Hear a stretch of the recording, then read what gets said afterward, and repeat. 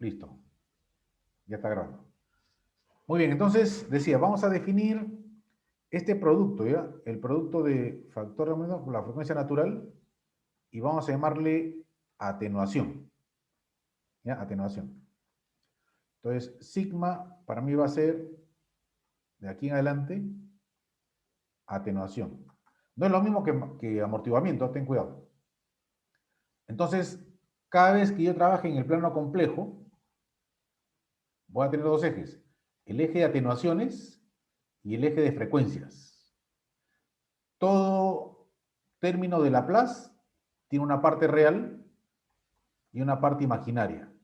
¿Ok? La parte real es la parte de la atenuación y la parte imaginaria es la frecuencia. ¿Ya? La frecuencia. Entonces, vamos a definirlo de esa manera, ¿no? En otras palabras, cuando tú definas, por ejemplo, esta respuesta temporal, la vas a poder definir así, ¿no? Entonces, por ejemplo, voy a poder definirlo así. Entonces, y de t podría definir así, ¿no? Como 1 menos e a la menos sigma t sobre la raíz cuadrada de 1 menos e cuadrado, todo esto por el seno de omega d por t y esto más phi. ¿Ya? Más sencillo.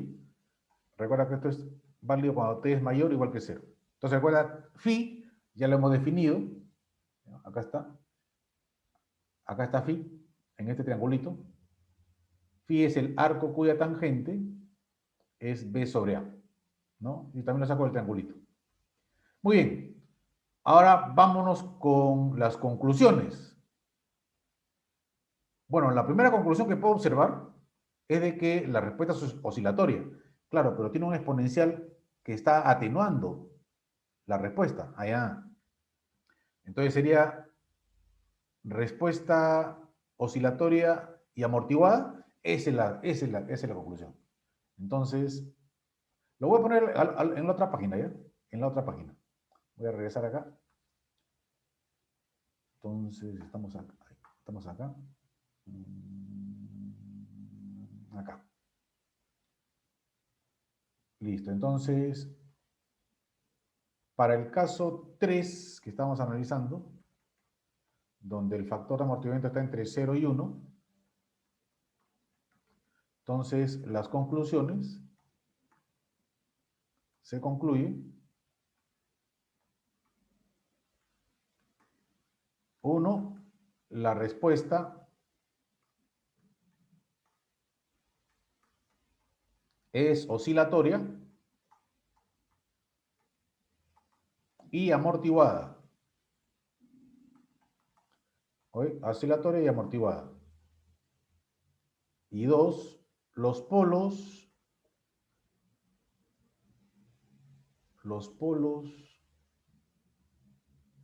¿qué pasa, profe? No sé. ¿Y los polos? La pregunta es, ¿qué podemos decir de los polos? De la ecuación 2. Recuerda que el factor está entre 0 y 1. ¿Qué podemos decir de los polos? ¿Se puede concluir algo de acá? Están a la izquierda. De...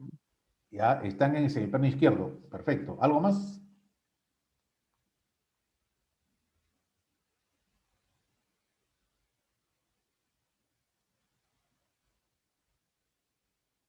Recuerda que este factor de amortiguamiento está entre 0 y 1.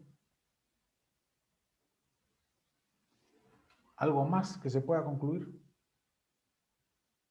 Si están en ese plano izquierdo, perfecto. ¿Pero algo más? Estaban a una distancia omega n. No. Lo que concluyo es de que los polos tienen parte real y parte imaginaria. En otras palabras, los polos son complejos conjugados. ¿Ya? Lo que tú mencionas también es correcto, eso lo voy a demostrar ahorita. Entonces, los polos son complejos conjugados. Complejos conjugados. ¿Ok? Complejo conjugado. Entonces, ¿qué significa? Allá, que si yo me fuese al plano, a ese plano que estoy, ahí está este planito que está acá, a ese plano, y yo dibujase los polos estarían aquí, por ejemplo, mira. De repente uno está por acá y el otro está por acá. Entonces, si tú proyectas los polos al eje real, aquí, acá tendrás menos factor de amortiguamiento por omega n. Y si esto tú lo proyectas al eje de frecuencias, acá tendrás j omega n por la raíz cuadrada de 1 menos e cuadrado. O si quieres, llámale j omega d. J omega d. Su compañero ha dicho algo interesante, ¿eh? Y lo que ha dicho es esto, ¿no?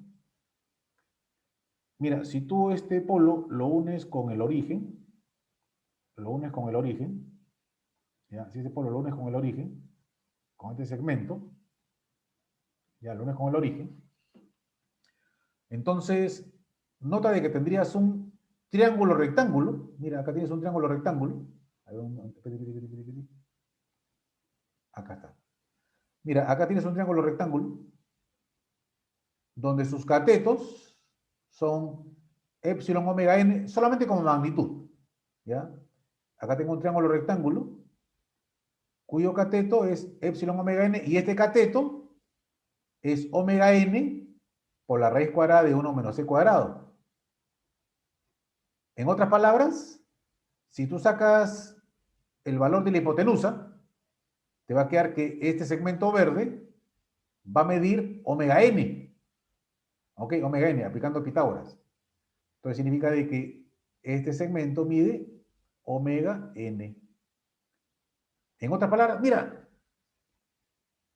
cuando el factor valía 0, cuando valía 1, y ahora que el factor de amortiguamiento está entre 0 y 1, ¿no? Y ahora que el factor de amortiguamiento está entre 0 y 1, los polos siguen distanciados respecto del origen omega n. ¿Eso tiene algún significado particular? Por supuesto, por supuesto. Esto significa de que, mira, acá hay una semicircunferencia. Ahí hay una semicircunferencia. En otras palabras, los polos se están moviendo en una semicircunferencia, conforme varía el factor de amortiguamiento, cuyo radio es omega n. Cuyo radio es omega n. Y ese es el movimiento que van a tener los polos en el sistema. Profe, y en cuanto a lo que es la respuesta temporal, ¿qué podría decirme? Allá. Claro, porque en todos los casos hay que dibujar la respuesta temporal, ¿no es cierto? Ahí vamos a ver. Podría estar acá. A ver, quisiera ver si está completo acá. Sí, está completo. Listo, entonces ya me puedo ir a la presentación nuevamente. Ahora sí.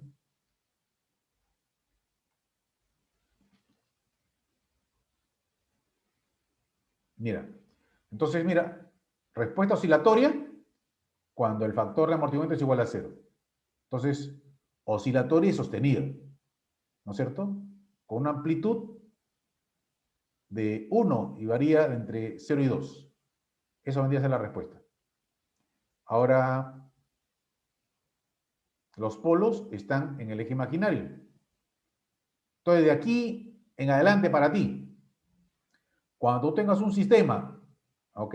Y el sistema tenga polos en el eje imaginario, y yo quisiera conocer o identificar su respuesta, por ejemplo, para una entrada en escalón que es como hemos probado, lo que tengo que concluir es, la respuesta de salida va a ser oscilatoria y sostenida. Perfecto. ¿Por qué? Porque los polos están en el eje imaginario.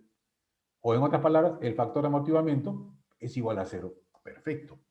Eso es lo que tengo que concluir. Esa es la conclusión que debo sacar de esto. Entonces, ahí está. Respuesta oscilatoria y sostenida. Mira, cuando el sistema, el factor de amortiguamiento es igual a 1, mira, esta vendría a ser la respuesta, ¿no? Es casi como la carga de un condensador. Entonces podría decirle que cuando el factor de amortiguamiento es 1, el sistema es un sistema de primer orden. Ah, no, no, no, no. Pero como no se parece a la carga de un condensador, se parece a la carga de un condensador. No es un sistema de primer orden. Estamos analizando un sistema de segundo orden. Pero, profe, a ver, yo le pregunto ahorita. Y si usted me da, por ejemplo, una respuesta, me da, por ejemplo, la carga de un condensador, ¿cómo distingo si es orden primero o orden segundo? Ah, fácil, bien, fácil. Porque si esto fuese primer orden, la respuesta debería ser así, mira, debería subir abruptamente, ¿no? Subir así abruptamente, y ahí seguir este que está acá. Nota de que el sistema con el que estoy trabajando es el sistema de orden 2, y acá hay una concavidad. Nota en el inicio. Acá hay una curvatura, una concavidad. Entonces, esto significa, esa concavidad me dice de que la respuesta que estoy obteniendo no es la de un sistema de primer orden. Ah, entonces sería la de un sistema de segundo orden. Bueno, tampoco lo podría decir con certeza 100%, ¿ya?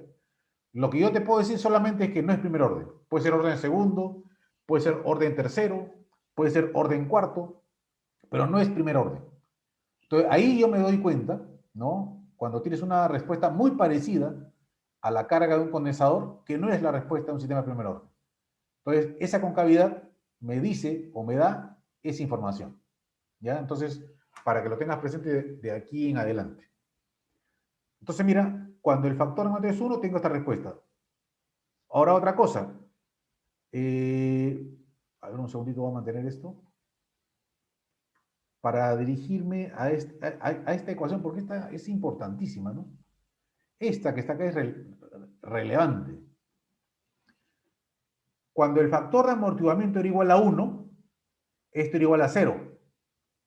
Y las dos raíces te dan es igual a menos omega n. ¿Correcto? Porque el factor de amortiguamiento era igual a 1. Entonces, según la conclusión que tú sacaste hace un rato, los polos son reales e iguales. Eso fue lo que se concluyó.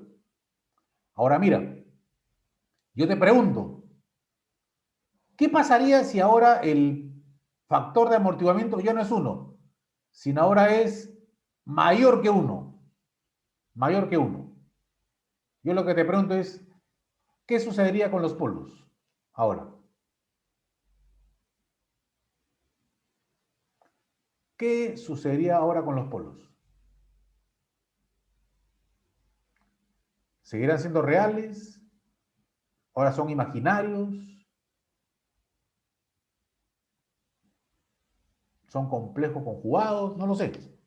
¿Qué me dirán ustedes? Reales. Sí. ¿Cómo? Reales, profesor. Seguirán siendo Reales. reales. ¿Iguales? Bien. Diferentes. Entonces, cuando el factor de amortiguamiento es mayor que 1, ahora los polos serían reales, o sea, seguirían siendo reales, pero ahora son diferentes, ¿no? Reales y diferentes, ¿ya? Y cuando tienes polos de este tipo, la respuesta temporal es como la que te estoy mostrando acá. Es parecida a la anterior. Es más, si yo te doy solamente una gráfica, si no te doy esta y no te doy esta que está acá, podrías pensar de repente que es aquella respuesta donde el factor de amortiguamiento es igual a 1. ¿Ok? Entonces, tendrían que especificarme si es que realmente el factor de amortiguamiento es igual a 1 o es mayor. Entonces, cuando un sistema de segundo orden, tiene el factor de amortiguamiento igual a 1, a ese sistema se le da un nombre y se le llama sistema críticamente amortiguado. ¿Y por qué? Allá, esa es una buena pregunta. Se le llama críticamente amortiguado porque está en el límite de la no oscilación con la oscilación. Está justamente en ese límite. Por eso se le llama críticamente amortiguado. Entonces, un sistema críticamente amortiguado es aquel sistema cuyo factor de amortiguamiento es igual a 1.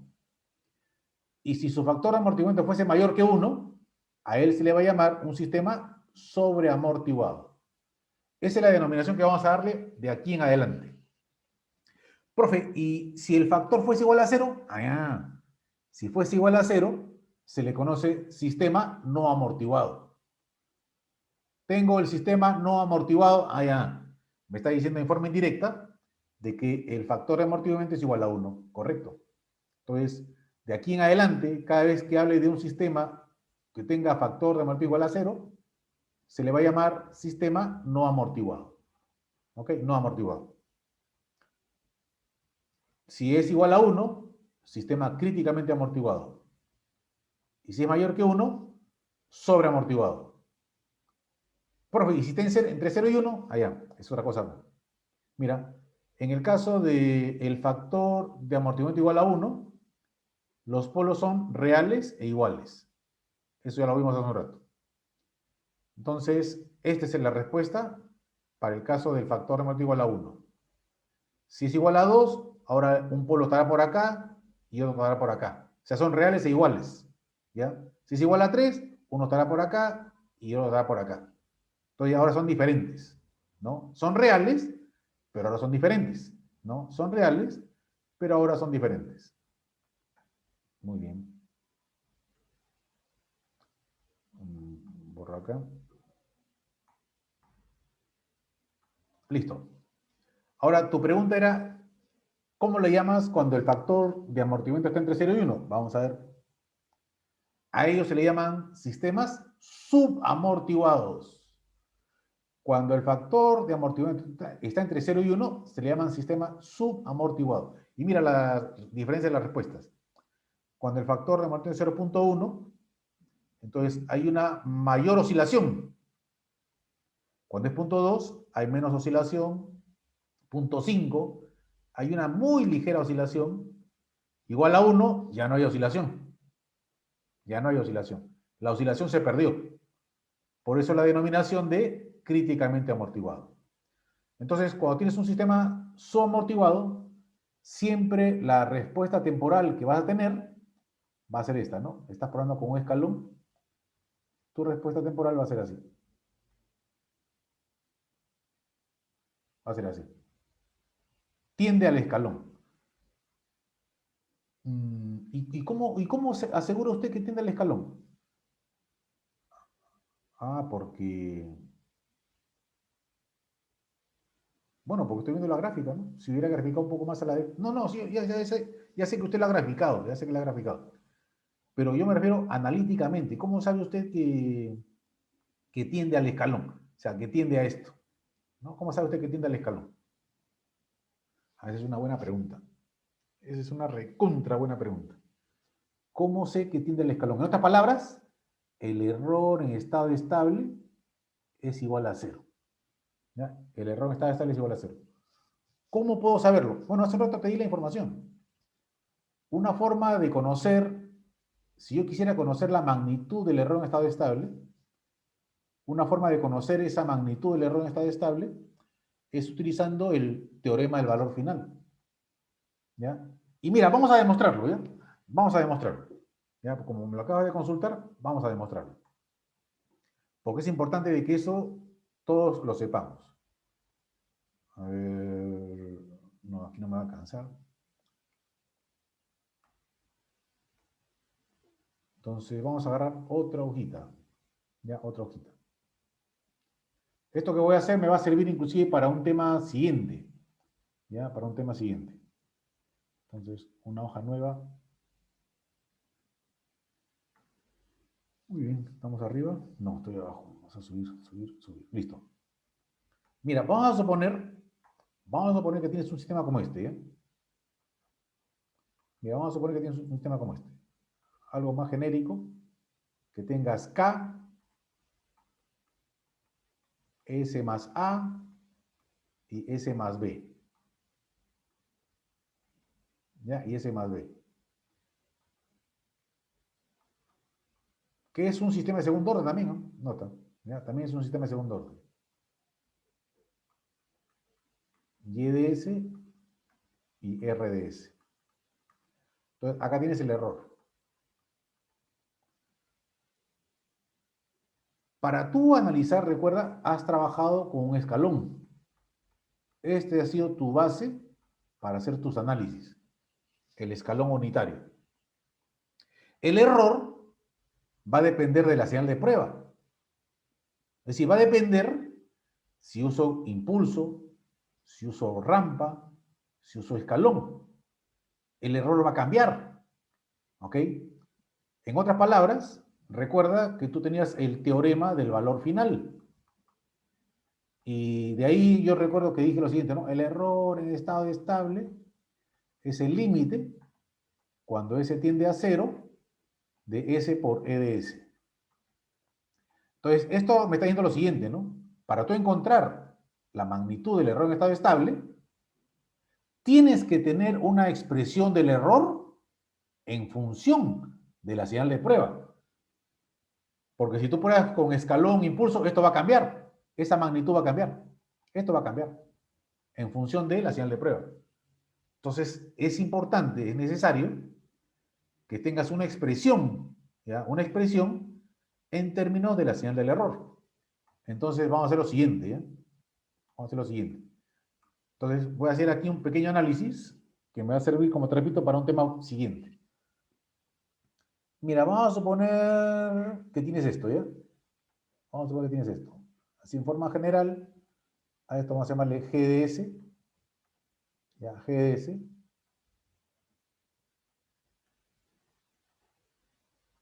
Listo. Tienes esto, por ejemplo. YDS y RDS. ¿Ya? Y RDS. Este es el error. Entonces, esto que voy a hacer contigo me va a servir para lo que voy a hacer como análisis. ¿Ok? Entonces, mira, una de las cosas que tú ves del gráfico verde, es que, por ejemplo, el error no es otra cosa, sino la diferencia entre RDS y YDS. Es decir, es RDS menos YDS. Acá está, el comparador está restando. El resultado te va a dar EDS. Ahora, tú quieres una señal del error, me dijiste, en términos de la señal de prueba. Fácil. Ahora lo siguiente. Toda esta expresión, todo, divídela entre RDS. Entre RDS, entre RDS, entre RDS. Y con eso estás alcanzando a encontrar una expresión que es importante, ¿eh? Que es esta. El error en función de la señal de prueba no es otra cosa sino 1 menos YDS entre RDS. Esta expresión es recontra importante. Y tan importante es que le voy a llamar 1 en romano. ¿Ya? Le voy a llamar 1 en romano. Entonces, mira, es 1 menos la función de transferencia. YDS entre RDS es la función de transferencia. ¿Ok? No es el único camino. No es el único camino. Porque tú sabes que la función de transferencia de este sistema es GDS entre 1 más GDS, porque HDS vale 1, en este caso. Además, tú sabes de que, por ejemplo, si te ciñes al bloque G, el bloque G tiene entrada y salida. La salida del bloque G es Y, y la entrada del bloque G es E, el error. En otras palabras, una de las cosas que yo podría afirmar es de que YDS no es otra cosa sino GDS por EDS. Esto es GDS por EDS.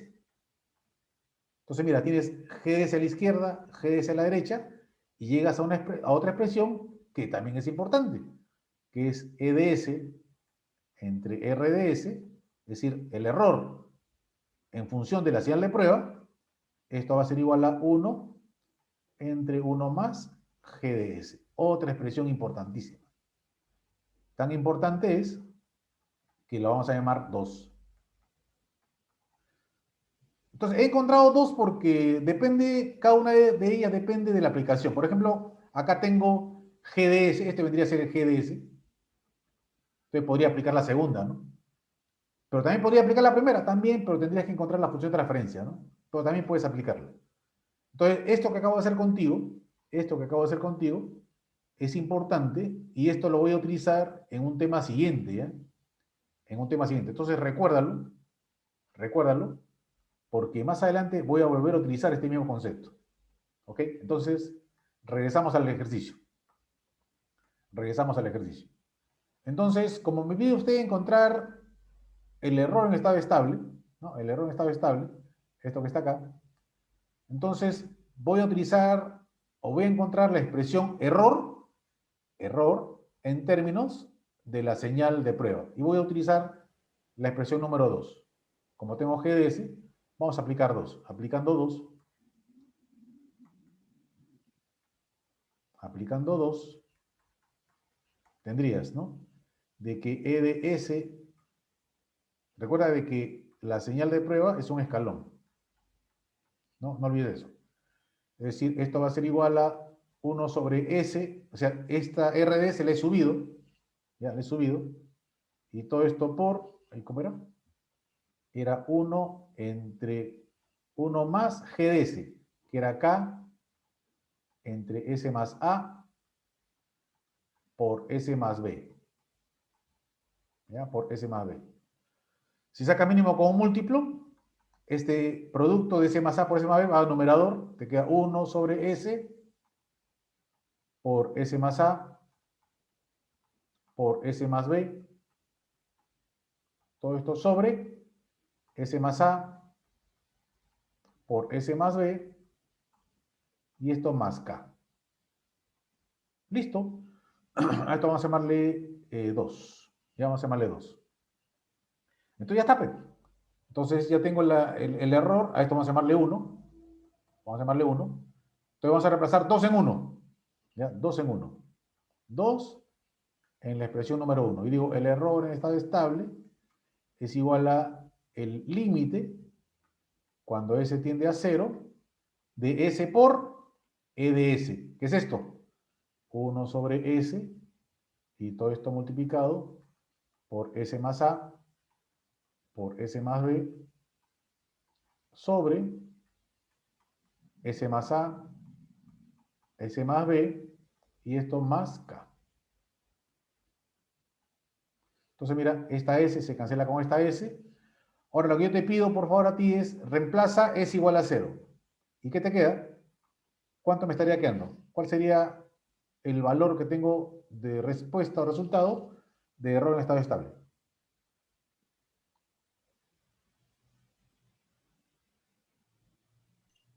A por B A por B, sobre A por B más K. A por B más K. ¿Listo? Eso sería el error en estado estable. En otras palabras, sería algo así, ¿eh? Si tú, por ejemplo, quisieras graficar tiempo, salida, ¿ya? Salida, entrada en escalón, por ejemplo, tu respuesta sería así.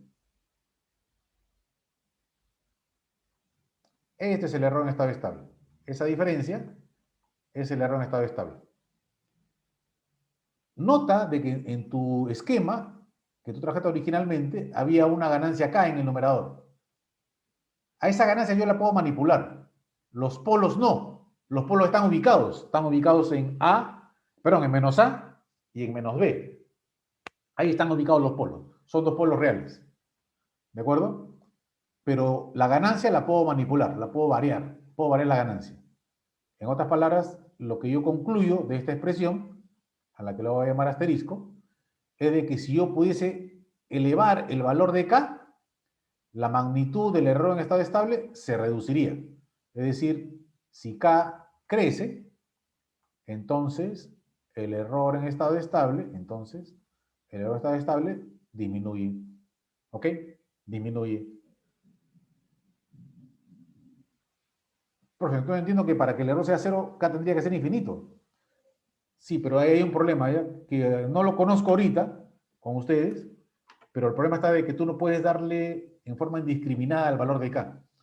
Ese K tú tienes que limitarlo. O sea, no conoces nada al respecto todavía. Más bien yo podría hacer algo. Si tú recuerdas, el sistema de segundo orden genérico es este, ¿no? Mira, acuérdate, es este que está acá. Decía omega n cuadrado, S más dos veces la atenuación. Ahora ya puedo llamar la atenuación, ¿ves? Si quieres hacer el bloque. y aquí la retroalimentación unitaria. ¿En qué se parece este esquema? ¿Ya? A ver, para no subir, voy a repetirlo, ¿ya? Con el que dibujé contigo hace un rato, que era este, K sobre S más A, S más B,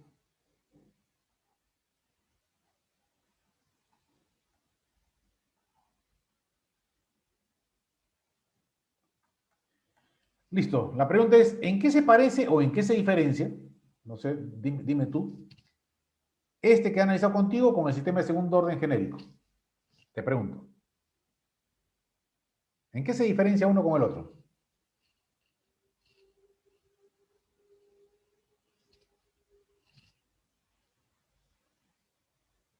El de arriba tiene un integrador puro.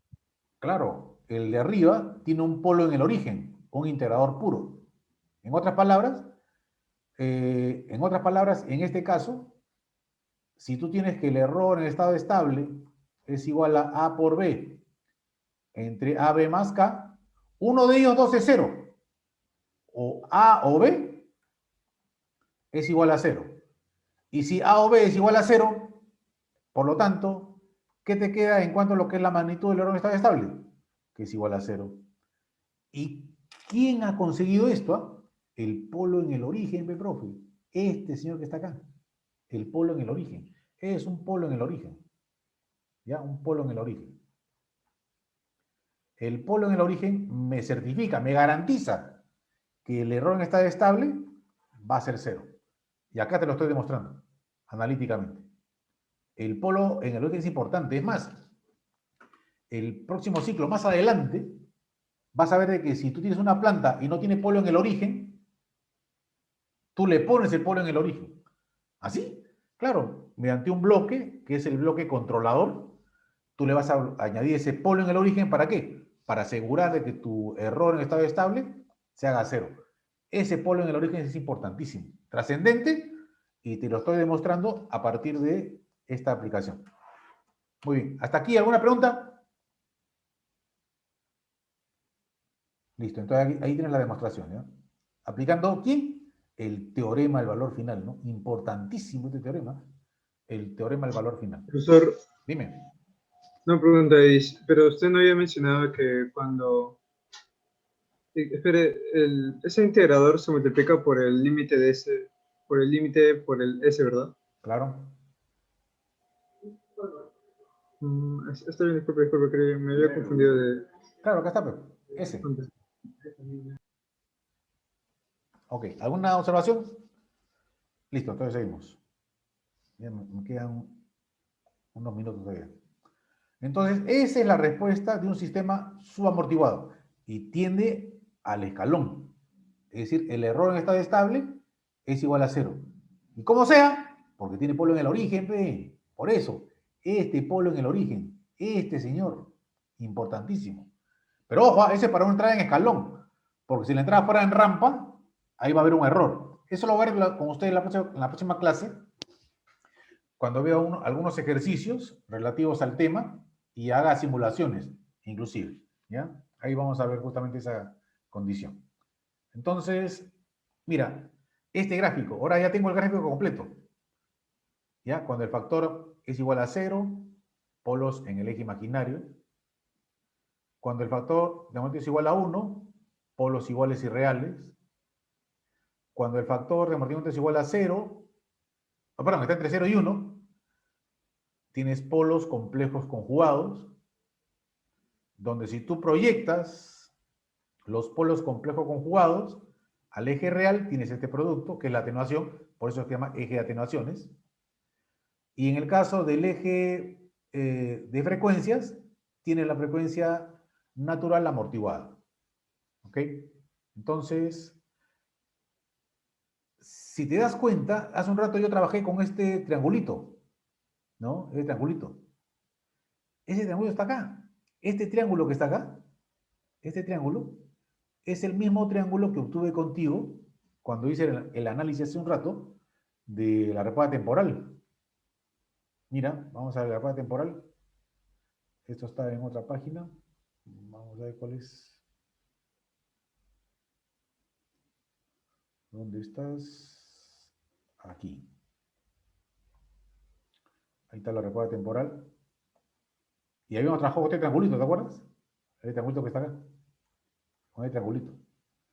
Entonces, ese triangulito, mira, tiene como catetos, factor de amortiguamiento, cateto adyacente a phi, y cateto opuesto, la raíz cuadrada de 1 menos e cuadrado. Pero mira, si tú todo lo multiplicas por omega n, esto por omega n, esto por omega n, y esto por omega n, tienes justamente la figura que te estoy mostrando acá.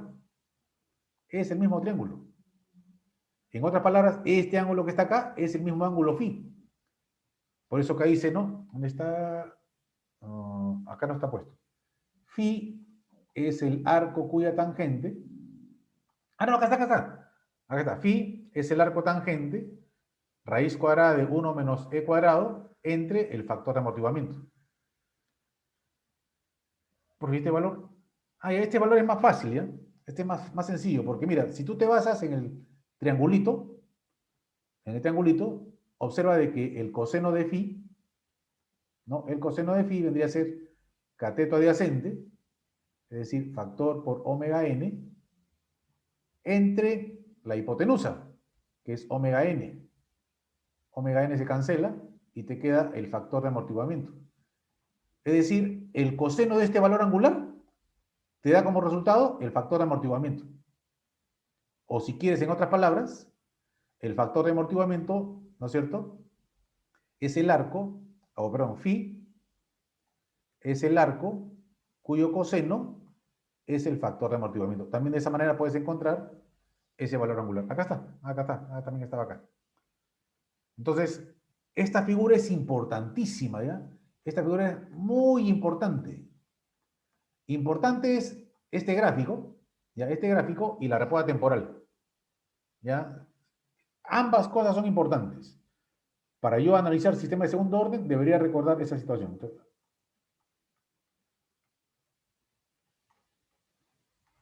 ¿Ok? Ambos gráficos. Entonces, ahí está el triangulito.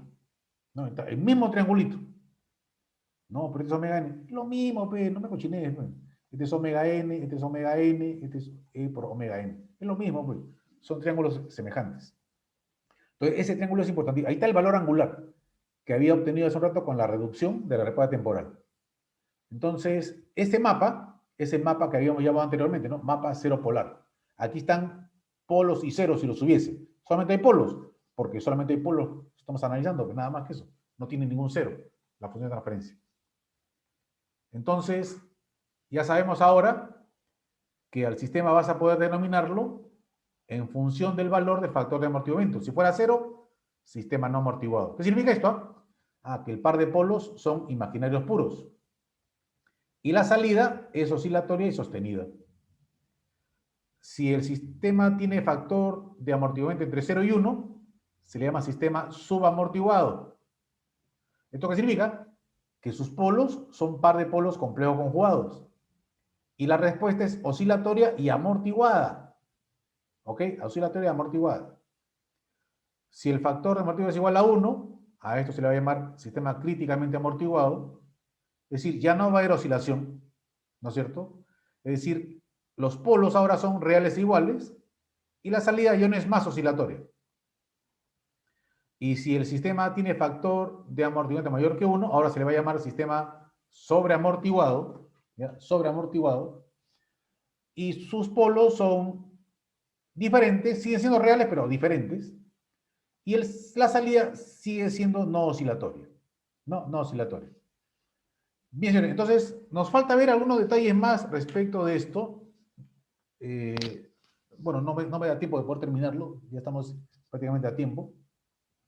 En la próxima clase todavía terminamos porque, como le repito, este tema tiene para 2 sesiones, ¿ya? Porque hay que analizarlo bien, hay que entender bien el concepto, porque todo lo que aprendamos en estas 2 semanas, 2 a 3 semanas, va a ser importante y trascendente para que tú más adelante puedas pretender hacer un diseño de un sistema de control. Es decir, tener este conocimiento fundamental es importantísimo. Por eso revisen la teoría, por favor, vuelvan a ver el video. Cualquier duda o consulta, la próxima clase nos vemos y absolvemos cualquier inquietud o interrogante. No sé si hasta aquí hay de parte de ustedes alguna pregunta, alguna consulta.